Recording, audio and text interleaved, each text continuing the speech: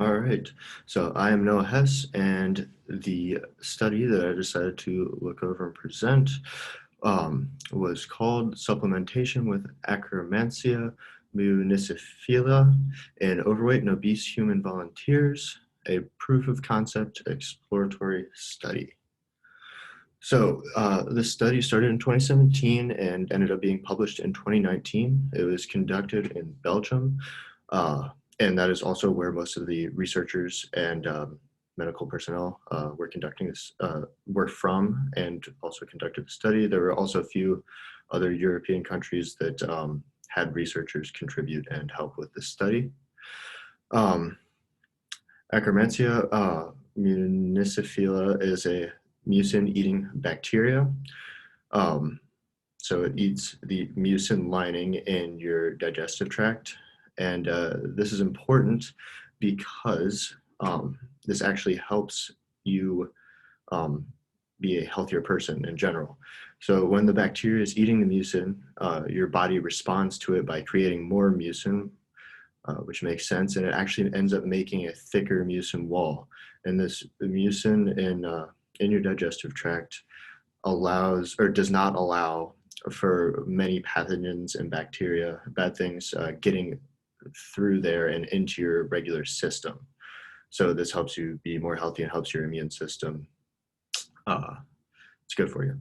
And it also is more prevalent in healthy people as compared to those who are obese or have other medical issues.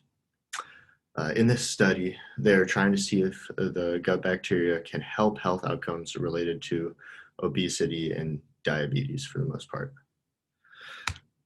So, using this bacteria, they first wanted to evaluate the feasibility, safety, and tolerance um, of supplementation of this bacteria into a person's body. Basically, they wanted to see if a person taking a supplement of this bacteria would be healthy and safe to do so over an extended period of time.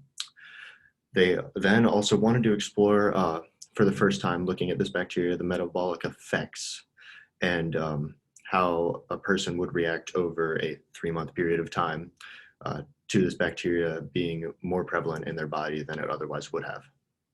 So in the study, they had 32 participants. They originally started with about 45, and due to complications, they had to remove some during the study. The patients were not regulated too much or controlled too much in this study. It was really a first time going through this to just see if it would work and if it was something that was feasible to do in the future.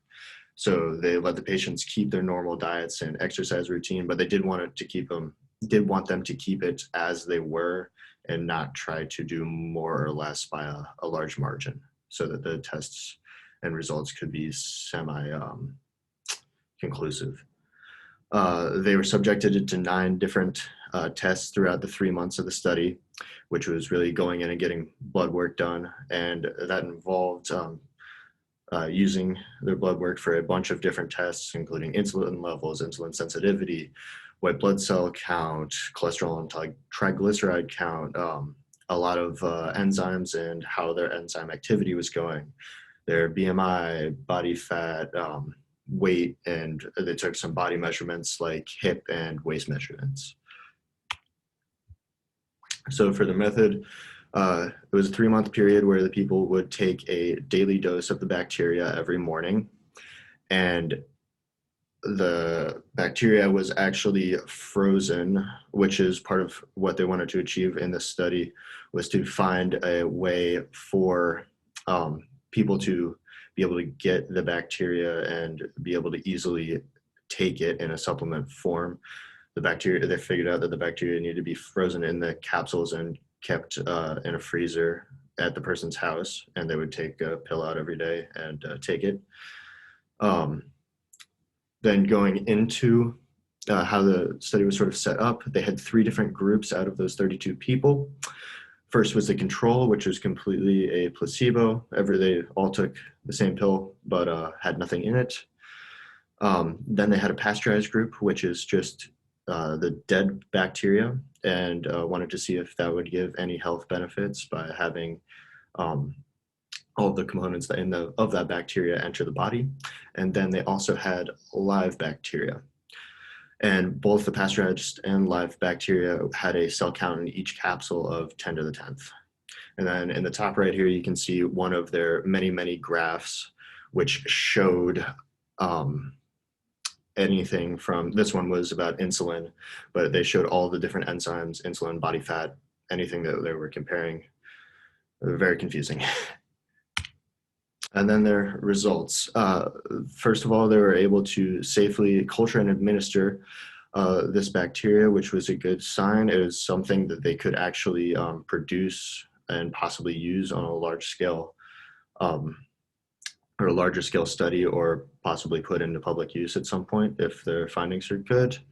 Unfortunately, they didn't find any statistical significance for the metabolism side of things and how it would affect metabolism, but that was mostly due to how few test subjects they basically had and how little data they had. They did find many things that were promising, like many of the people that were taking the actual bacteria showed fat loss and a BMI decrease, but it wasn't statistically significant due to the small sample size.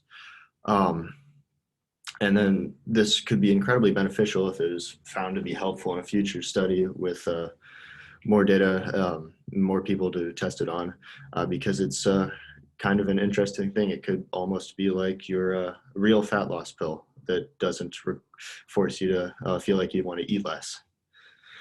All right, thank you.